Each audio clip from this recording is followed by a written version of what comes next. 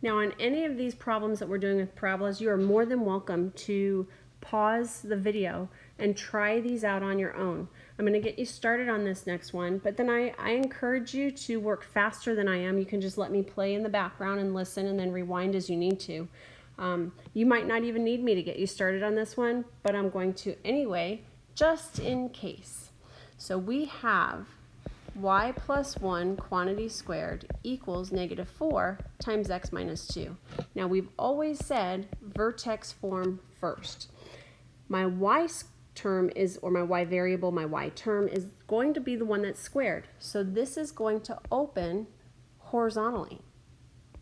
So this is one of our new ones. It's opening horizontally. So that's one expectation I should have. I am going to try and get x all by itself. So I'm going to try and get this x term all by itself. I'm going to multiply both sides by -1/4. So I've got -1/4 times the quantity y plus 1 squared.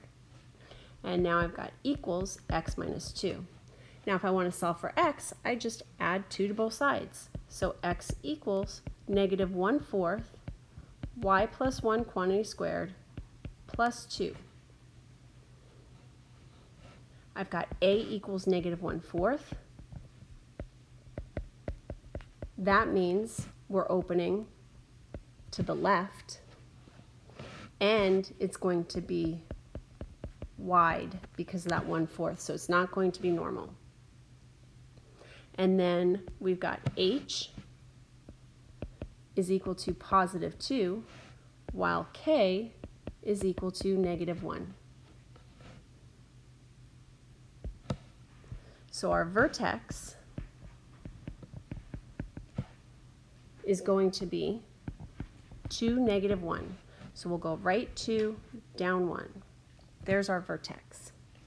I'm going to draw a horizontal highlighted line going through the axis of symmetry. So the axis of symmetry is a horizontal line. It's y equals, and y equals -1.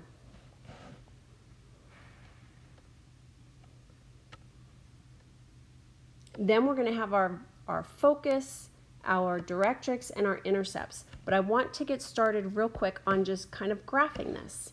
So I've got x equals -1/4. So I'm going to go up 1, and then I'm going to go slightly left 1/4. Then I'm going to go up 1, and I'm going to go 3/4. Let's make sure that that works. So I've got a 1 for y. Let's put a 1 in for y. So 1 plus 1 is 2. 2 squared is 4. -1/4 times 4 is -1. -1 plus 2 is 1. So yep, when y is 1, x is 1. When y is -3, I'm also going to get an x equals 1. So that works. Now, remember, 1, 3, 5, 1, 3, 5, 7, and so on and so forth. 1, 3, 5, 7, 9, 11. I'm going to multiply that by 1/4, and I get 1/4, 3/4, 5/4, 7/4. So let's see what we can do. Up 1, and now we're going to go right or left 5/4. So 5/4 is 1 1/4. Up 1, 1 1/4. Down 1, 1 1/4. Then I'm going to go up 1 again, and this time I'm going to go 7/4. So that's 1 3/4. So that's 3/4 and then another 1. And then reflect it over. And then up 1, and then 9/4. That's going to be 2 1/4. 1, 2 1/4. Down 1, 1, 2 1/4. So I think we've got enough to get a nice wide graph. Now, we've got our focus. Our focus, remember our focus, just our focal distance is equal to 1 over 4 times a.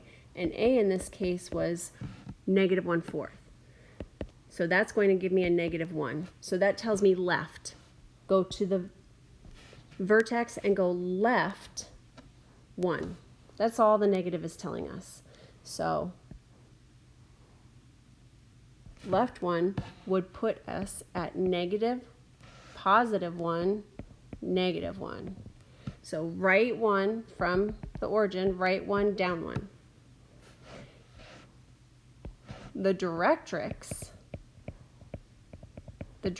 is going to be that same distance of 1. So the distance is going to be the absolute value. So it's going to be a vertical going through x equals 3. And then we've got some intercepts to deal with. We've got 2 y-intercepts and we've got this x-intercept. So let's take it back. How do we find x and y-intercepts? Well, the x-intercept is the value of x when y is 0. So I'm going to go back to the original equation. 0 plus 1 squared equals negative 4 times x minus 2. So that's going to be 1 equals negative 4x plus 8. Subtract 8 and we get negative 7 equals negative 4x. X equals 7 over 4. So our x-intercept is 7/4, 0. That's 1 3/4, which is exactly where we're at. 1 3/4, 0, or 1.75, 0. Our y-intercepts are the values of y when x is 0. So we'll have y plus 1, this is our y-intercept. Y plus 1 equals negative 4 times 0 minus 2. That's squared. Y plus 1 quantity squared equals 8. We're going to square root both sides, and we're going to get a plus or minus. Y plus 1 equals plus or minus the square root of 8. So our y-intercepts are going to be 1 plus or minus the square root of 8.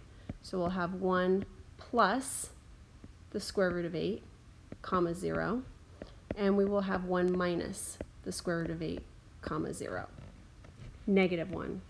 So sorry, negative 1. When we subtract that 1 over, we get negative 1 plus or minus the square root of 8.